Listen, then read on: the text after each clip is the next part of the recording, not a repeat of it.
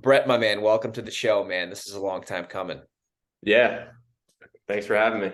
Cool. So let's get into it, dude. You got a great story, and I know it very well, but the listeners don't. So, how did you get into entrepreneurship? Because before real estate, you were doing another business. So I just want to hear like the history of that because you got a cool story. Yeah, for sure. So back to when I was 21, so that's about 6 years ago now. I was going to community college at Rockland and was going to school for business. So I always had a little bit of an interest in business. Wanted to get involved in something, have something for my own. And I remember just going to school, and a lot of the stuff I was learning there just was kind of boring to me.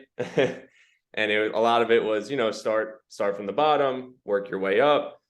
And I just didn't love the idea of the traditional route. And I was like, always had it in my head. I was like, damn, I would love to start my own business, but never really thought of what to do or how that would actually even work. So one of my good friends, Eric Tremblay, good buddy of mine since high school, also obviously a friend of yours.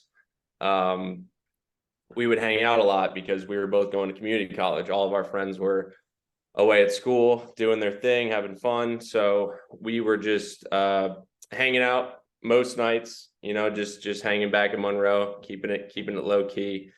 And we would just both talk about it. We would share our ideas, and we were just like, yeah, I'd love to start a business. And he was on the same page. He was like, dude, I've been thinking about it. I've been investing.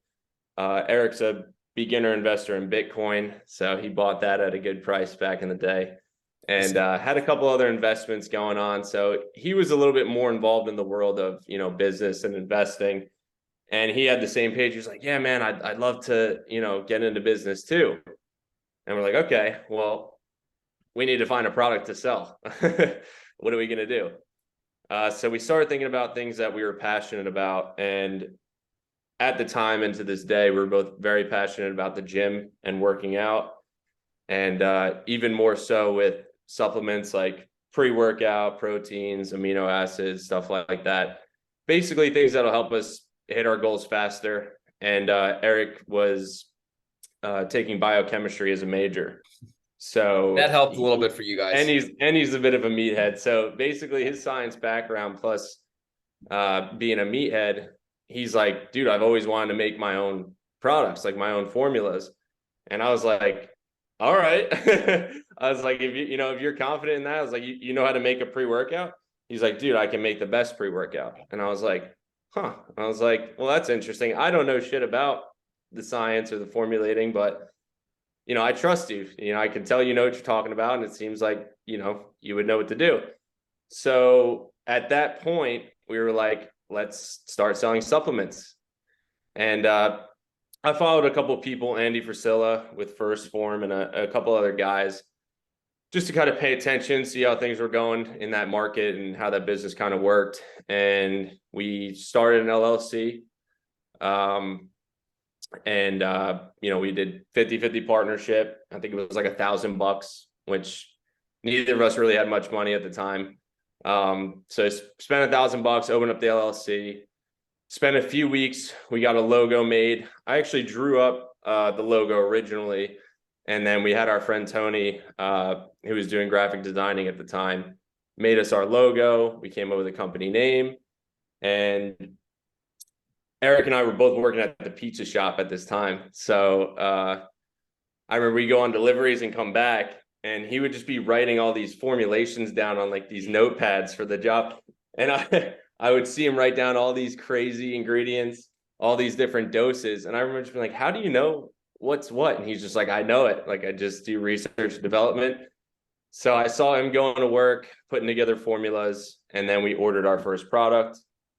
First one was a test booster, and then we started introducing pre-workouts, and then eventually protein, fat burners, stuff like that. So once we figured out, okay, this is the brand, this is our logo, this is what we're going to be about, making good products, good quality, and then the next step was opening the LLC. So we had those things, and we started looking for manufacturers. Eric handled most of the manufacturing stuff. So he was reaching out to different companies, trying to figure out, get different quotes, find out where the companies are sourcing their products from, making sure it's FDA approved, everything's certified, everything's good to go.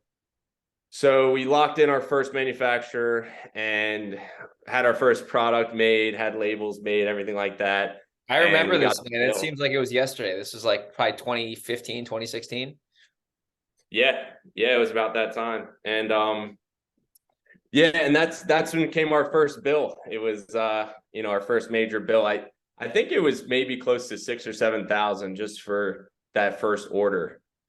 And, we were like, wow, well, we don't have 6,000 or 7,000 just to invest. We're 21 years old and we were working, but to come out that's of a lot of money for a guy without. Yeah, that's a lot of money for two guys. Yeah, so we did the old credit card, and so we put that on a credit card, no big deal, and then we created a website after that, and then a lot of word of mouth helped us out a lot. Me and Eric were working out every day at Gold's Gym in Harriman. So we knew a lot of people there.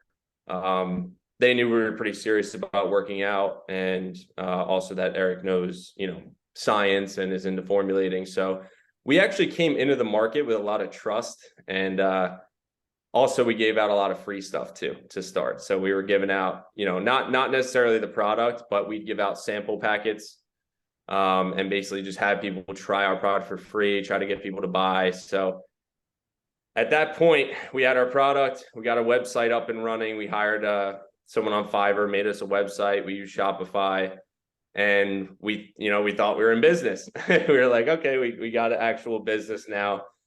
So the next step was to figure out how to sell it, sales and marketing, as they say. So neither of us knew anything about sales and marketing.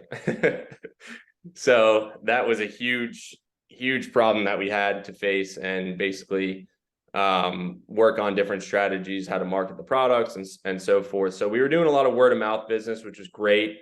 But to take it to the next level, we're going to have to run some ads. We're going to have to collaborate with some other people. So we started, getting affiliates and basically just making strides to sell the products. So we were doing that, and then so we were selling them and we were cool. And then we wanted to get another product. So we want to have at least 4 or 5 products to represent our brand and have people have more stuff, more options. And with that came another bill. So I think the pre-workout, our first run was probably close to 10 grand. I think it was like 9,000 something. Dude, these are big bills for like young kids who are basically in college. I mean, that's not a joke. I mean, that's 17, 20 grand. I mean, that's a lot of money, dude. I give you guys a lot of respect for writing those checks, dude.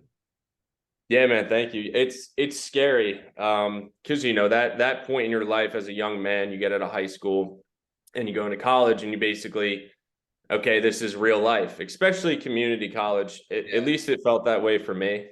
It was more of a jump right into real life. You're still living at home. You still got to do a lot of responsibilities. You're not just hanging out at the dorm and, getting money and, from parents and whatnot. Nothing wrong with that. But if you are, you basically just kind of You're not living in reality. You're living in purgatory. You're not in the real world. So, yeah. So for us to, make the decision to invest that much money, into our future was definitely a huge step. And, luckily we've had a lot of good, mentors, friends around us, and basically people that have kept us, on the right track with having that mindset to make that decision. And then basically, so we were now 20 grand, in debt. But keep in mind, we're selling the products. So we're making the money back, but we're not really seeing any of that. And then also it's just paying back what we bought. And then if we're going to make any money on top of that, it's going to have to go into marketing because we're not known at all. So it's like, you were like local, but you weren't like, you guys were doing good. Cause I remember this, like you guys were doing really well with the Gold's Gym word of mouth, like consistency, but like to get it to the next level, to get it on like a regional basis, to get it on a on a coastal basis, that's where, you know, the marketing and all the other stuff. Cause like if you could take what you were doing at Golds and then multiply that to 10 Golds and then those 10 Golds, you know what I mean? That's where, you know what I mean? Yeah. Scale is tough, you know? Yeah, for sure. That was the idea. But we knew going into it, that was going to be the case. So we knew we weren't going to like spend 10, 20 grand to make 50 grand or whatever the profits were exactly. But we knew that we were going to be basically hustling and bustling for a while without seeing, return until we were pretty established. So we were still working, at the pizzeria and whatever side jobs we were working. I had quite a few during that time. So yeah, it was just like, okay, here's another bill. Let's go. And then just keep introducing more products and selling products. And ultimately we were pretty much breaking even at the end of the year from what we spent that year in products and marketing to what we brought in through the door revenue wise. So we were pretty much breaking even almost basically every year, actually. And we ran it from about 4 years. So we ran it from when I was 21 until I was 25. So we didn't stop too long ago. This was about 2 years ago now, about a year and a half, because it was August before last. And so August of 2021, right? Actually, no, I think it was August 2020. Either one of those. It was either August 2021 or 2020. I can't remember exactly now.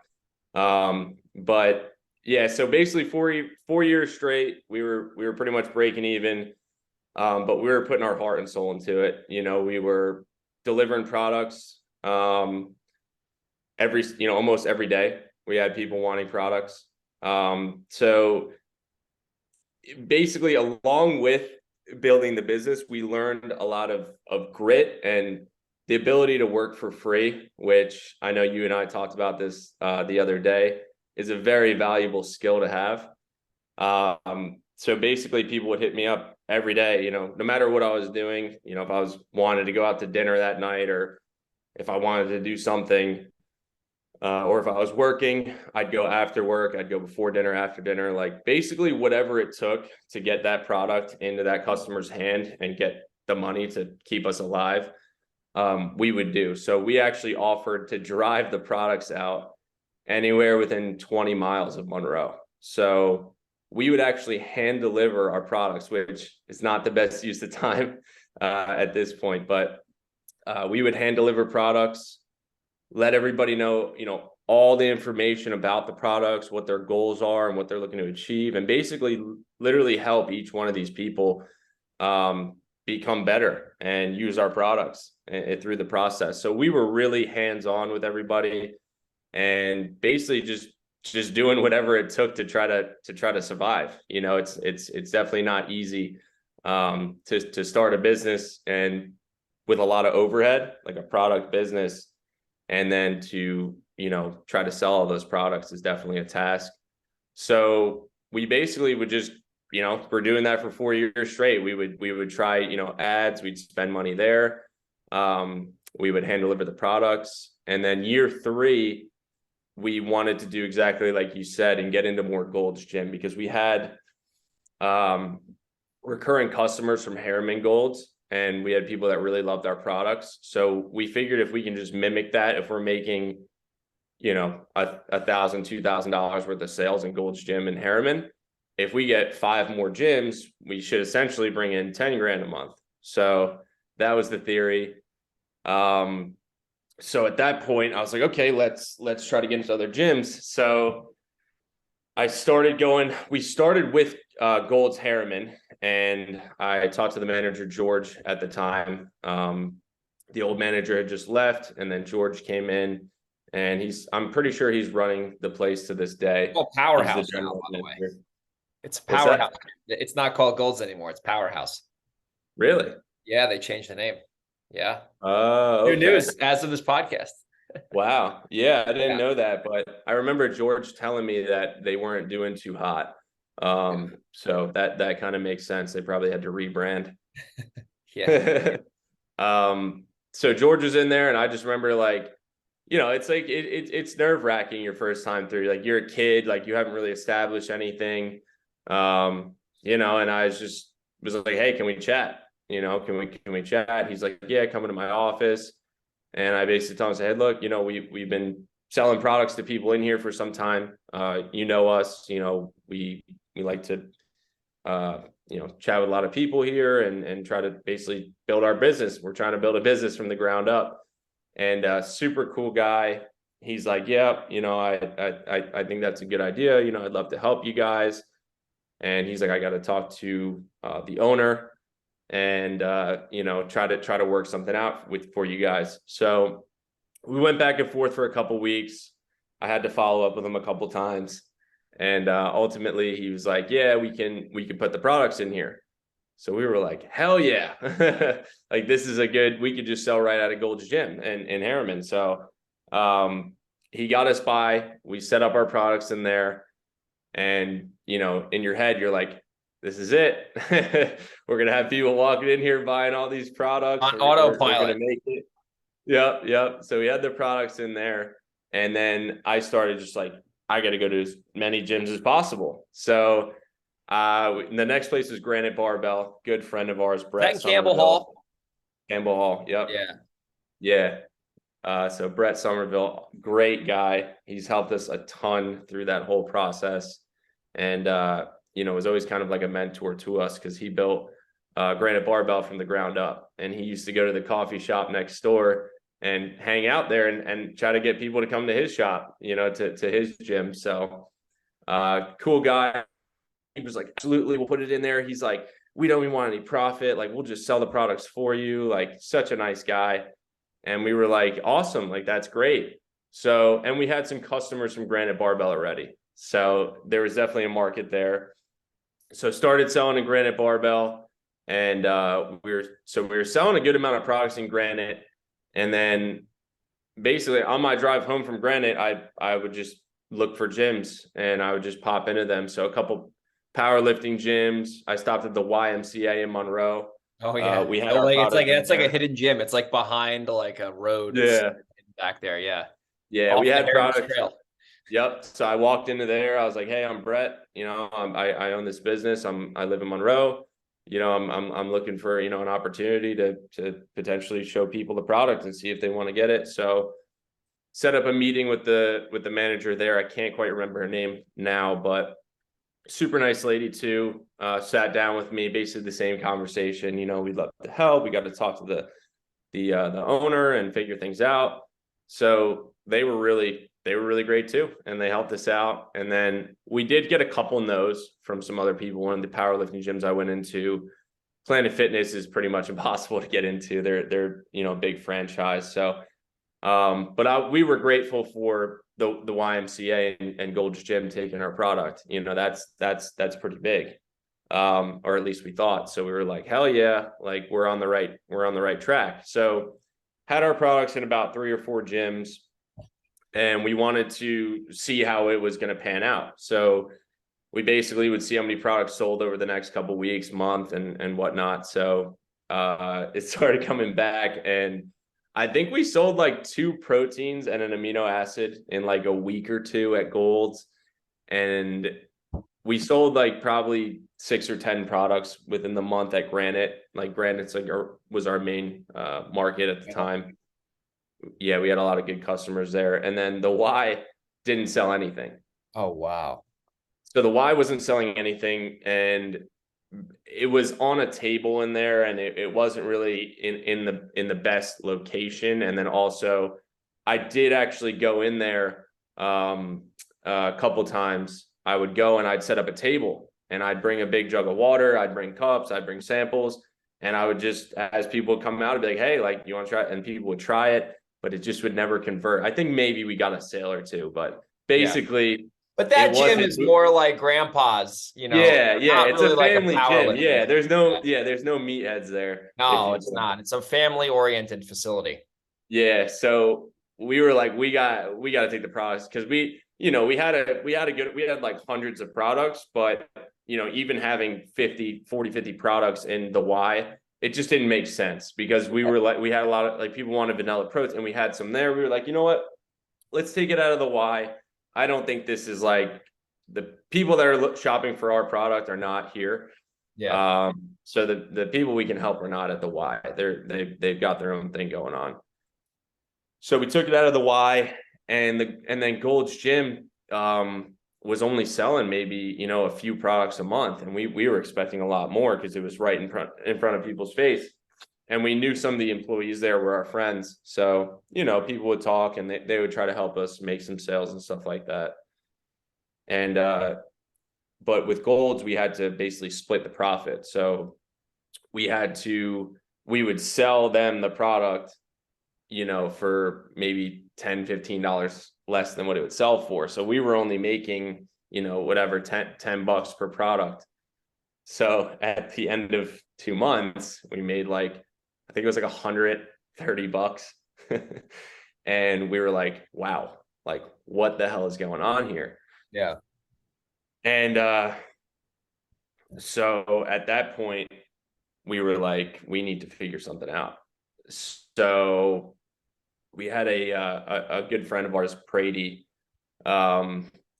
He runs Azoth supplements, and he actually featured us a couple years prior to when we spoke with Brady on his supplement page. He had Supplement Snoop. He partnered up with someone. Basically, they introduce products into the marketplace. They talk about them and basically give them a rating.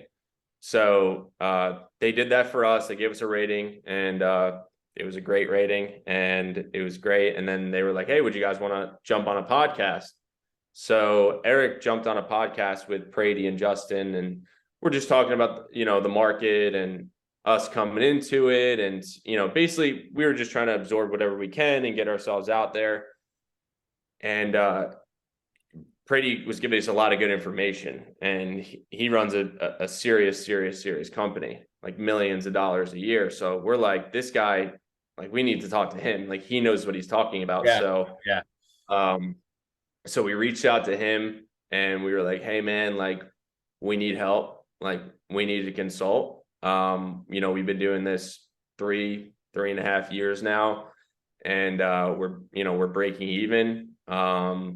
We're selling a good amount of product. Online, we were selling products in gyms. We were selling products through word of mouth. So we were moving product, but it wasn't enough to get us to that next level. So we were like, we need your help. We need to consult. He's like, I do consulting. He's like, yeah. He's like, I'd be happy to help you guys out. He's like, I'm down in Miami. I could fly up to New York and you know, do a meeting with you guys. We could do like a full day, 8 hours. And we were like, hell yeah, this is amazing. Brady's gonna basically swoop in and save us and point us in the right direction, show us what to do. He's like, yep. So I'm gonna need you to sign this NDA, and it's gonna be $10,000. So we were like, wow. 10. So we were like, now we have no money, you know, besides working our side jobs. We're in debt, credit card debt. Our credit cards were maxed out. Credit cards maxed out. We're in debt. And now we're about to go take another 10 grand to pay someone to tell us what he knows for 8 hours. So we were like, well, it's either we keep going the way we're going and spending time and effort, and we might just break even again, or kind of like jumping into it when we had to buy the product the first time, we said, well, if we invest this money, but we take it seriously and know that this will help us in the future, or at least give us our best shot to be successful, we're going to take it. So we got a loan for 10 grand. Who gave you the loan? Just like a local credit union. Oh, you got an unsecured, basically loan. Yeah. Like basically got a loan, like you would for a car, like for There's no collateral though, right? No, just interest. Yeah, but they didn't secure the loan against anything. Like, you guys don't have. No. You didn't have like properties and shit. No. Okay, continue. No. Yeah. So we paid him the 10 grand. He flew up to New York. And he met us. I forget where he met. He met us down south a little bit. I can't remember what town it was now, but we met up with him, and we sat in a room with Brady for 8 hours, and he basically went through everything with us. He went through all of our numbers, and what he did, which really changed the direction of where we were heading, was he put on the board. It was one of the first things that Brady did was he put on the board. He drew a little factory, and he said, every business ultimately comes back to this factory, what you put into it and then what you get out of it. And we were like, okay, this is a good starting ground. So he's like, basically you figure out, so what you're spending, what you're putting into it, whatnot. And it was basically pretty simple stuff. You think, like, oh yeah, that makes sense. What you buy and then what you return on it. But he showed it to us in a way where we realized that we were, one, paying way too much for our products. So most people don't know this, but we would pay $19 and change per unit of No Spot pre-workout. $19. And we would sell it. Cost. That was your cost to buy it. Yep. All in shipping, handling, packaging. And we would sell it for $40. Dude, those margins I can already tell you're in trouble with those margins. Without even knowing that business, I'm just like, that's not enough meat on the bone to. Yeah. So in our head, we're like, we're going to make $20 a unit. We can, like, that's okay. Exactly. Key point. So, when we're 21, we're like, yeah, $20, $20. Oh my God, 50% profit margin. Holy shit. Right. And then it just goes to show our lack of experience in marketing, sales and marketing. Because I may have mentioned to you guys back in the day, I said, you guys should probably really concentrate on sales and marketing. Yeah. Oh yeah. That was our, obviously if we can start over, that would be, number one all in priority. So, he drew it out. He's like, he's like, what? You're paying what for that? And we were like, yeah. He's like, you got to be between $5 and $7 a unit. Like, if you want to even compete. And we were like, what do you mean? So he knows everybody, right? So it's like, okay, we need to be at, this much per unit and whatnot. And we were like, okay, well, we can't do that because our product is stacked. Like, we have clinically dosed every ingredient and a little bit extra of other ones. So we would go online and we would figure out what are the most innovative ingredients. And then we'd talk to our manufacturer. So we were one of the first companies to put nootropics in our products. So we would use teacrine, dynamine, and then we even had DMHA in our product for a little bit there. And people loved it. Like, we had a killer product, focus, everything like that. But to put all those ingredients to make that perfect product is so expensive. Yeah. So when people go into the marketplace and like, well, I took this and I didn't feel anything, or I took this and it doesn't make me feel good, or it's shitty. It's because what's happening is a lot of the companies will actually short some of the ingredients or just put in what they need to put in to get the cost down. And then they market it. You put a nice pretty cover on it. You put flashy colors. You call it a cool name. And that's basically what the market was. And we were like, well, fuck that. Like, we were like, wait a second. Like, we want to make the best product we can make and still sell it. He's like, well, you can't do brick and mortar. He's like, you do not have enough profit margin to go into gyms and sell product and have them take a cut. He's like, he's like, I know companies are losing money. He's like, you will not make it. You're going to be in the same position, basically. So then and there. So you're at this meeting in New Jersey and he's giving you the hard truth. And you guys are both like, wow. Because in our mind, it's like, oh, we got to go and ask these businesses like to take our product. Like, they're not like, why would they even give us a chance? And then it's like, you get the confidence and you start going to these places and then you start going and you're like, wow, we got our products in all these gyms. Like, we're going to make it. We're going to sell products. And then he's just like, like, you guys are never going to. He was like, guys, you're not. It was that cold, hard truth where he took us a little bit out of la la land and into reality, because we were spending some serious money. So we were like, this isn't just for fun. Like, we need to figure this You out. wrote him a check for 10 grand and he was obligated to tell you the truth. So let's fast forward now. So you have this Yeah, meeting for sure. with Brady, right? So this guy knows what he's doing. What happens after that meeting in the grand scheme of things? Because this is going to transition you into the real estate business. And by the way, we're going to do a part 2. We're going to break this podcast up into 2 episodes. So this is part 1, is you're like come up, and then we're going to talk Brett and real estate, because the listeners, this guy's a beast at buying houses. So how did that meeting with Brady end? And then it's almost like, 2 parts to a sequel, then we'll kind of pick up where that ended. So how did that meeting end? Okay. And what was the next, few moves for Brett Gennarelli? Yeah. So after he went through everything, he basically dialed out 3 different directions we can go. Brick and mortar was off the table. We can continue our Shopify store and just run an e-commerce online store. But with our profit margins, what they were set at, basically, even if we made $1 million a year, we would take home like 150,000. Oh my God. And basically split between me and Eric after taxes. It was basically no money to run $1 million company. And we were like, wait, what the fuck? Like, that sucks. Margins are so thin. Yeah. So we were like, this doesn't make sense. And then he's like, well, you can also do Amazon. So Amazon is your best bang for your buck. You can get the most out of it as long as you knew what you were doing on Amazon. So Brady's a top seller on Amazon. So he basically just was like, hey, this is a good avenue to go to. But basically back to this, but then he made us think. He's like, well, you still probably want to get the products a little bit cheaper. And then he's like, it's going to cost money to get on Amazon. Oh yeah. And ads.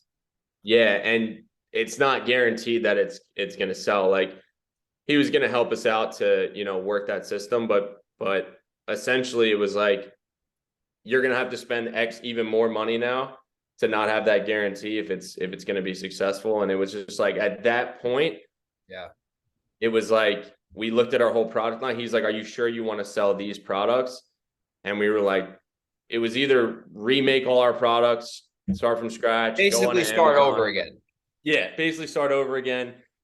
But he let us in that a lot of celebrities run a lot of these companies. Like, so you'll see what's her name? I can't, the Sugar Bear Care one and a couple other big ones. They'll have like influencers and celebrities selling their product, and you think they might be the owner, but it turns out they actually own a very, very, very, very small percentage. But on the outside, it looks like they're the owner. So basically, he's like, if you can leverage that, you can really blow up your brand. So we were like, shit. So then we were trying to think. So my cousin, Mark Johnson's a tattoo artist, AKA Jeezy Tattoos. And he has a very big following. He tattoos a lot of professional athletes. So we were like, and he's also one of my best friends. So I was like, hey man, like, maybe we can do something with Mark. So then basically we had a whole idea to transition into like tattoo after products. So we did that for a little bit, like kind of got into it. So basically from that meeting is when we decided to close the company, because it was either revamp. We already were sitting on hundreds of products. So, and we were already tens of thousands of dollars in debt. So we either had to revamp, buy a bunch more product, and then pay more money to market it, which we didn't have at the time. So it's like not even really an option. Or we can just try to basically pivot and take all the experience we've learned and put it into maybe a new product. So basically that meeting in general, we paid 10 grand for Brady to tell us.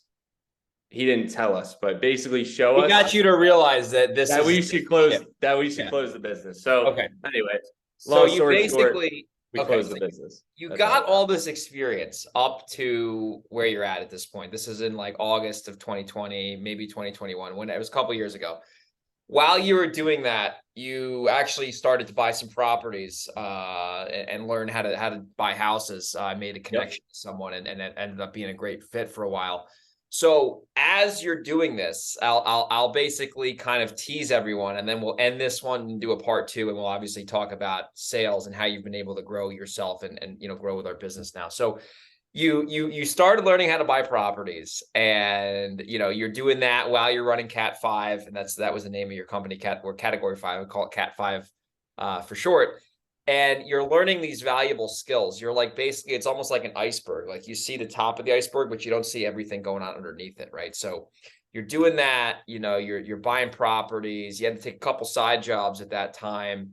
And you're at a point where I remember we were talking. I think we went out to because I knew you were kind of in like this in-between phase. So I would actually send you out to some of my houses to like put lock boxes on and like take pictures and like, you know what I mean? Like, so we did like the one in Jersey, the one in Kingston. Like I was sending you out to some house, the Cornwall one, with that lady, Mary, who saved the day, and that fucking crazy seller.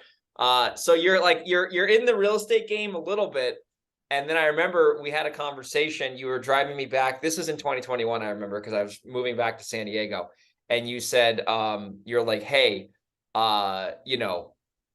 would you want to maybe work together, do some real estate deals? And I wasn't really looking for someone to work with at the time, but I was kind of like, that's a good idea. Let me basically, let me think about it and get back to you. And after that, we linked up and started buying a lot of properties together. So, we're going to do a part 2, and we're going to talk about how you got into real estate and now what do you do to operate at a high level? Because obviously, in my opinion, you're one of the best house buyers I know. You're amazing at what you do. So basically, there's a happy ending to this story. Brett started out, ran this business, learned a lot, got into real estate, and now this guy is an absolute assassin when it comes to buying properties. So that's going to be in part 2. I wanted to have part 1 just be kind of like your journey so people can kind of see where you're coming from.